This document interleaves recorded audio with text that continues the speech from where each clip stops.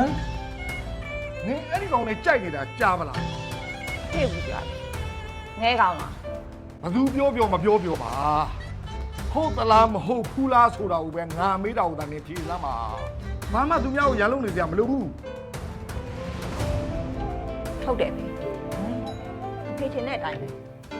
သူကသမီးဘုံကောင်းတယ် သမီးရဲ့အဖေကတော့လေငါသမီးလေးကြောင်းမပြီးသေးပဲနဲ့အလုံးလုံးပြီးအဖေကိုလုတ်ကန်ကျွေးမွေးတယ်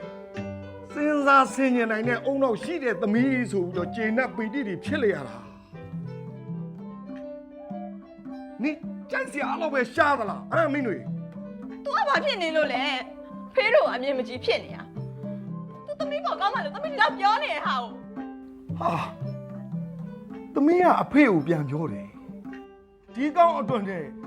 ငါသမီးအဖေကိုပြန်ပြောနေတာဟုတ်လားဟာ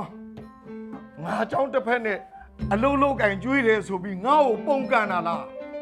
ဟင်းမင်းတွေရတယ်နင်ဒီအချိုးမျိုးဆက်ဖို့နေမယ်ဆိုလို့ကတော့ငါ့အိမ်မှာမနေတဲ့အခုစင်းကိုစင်း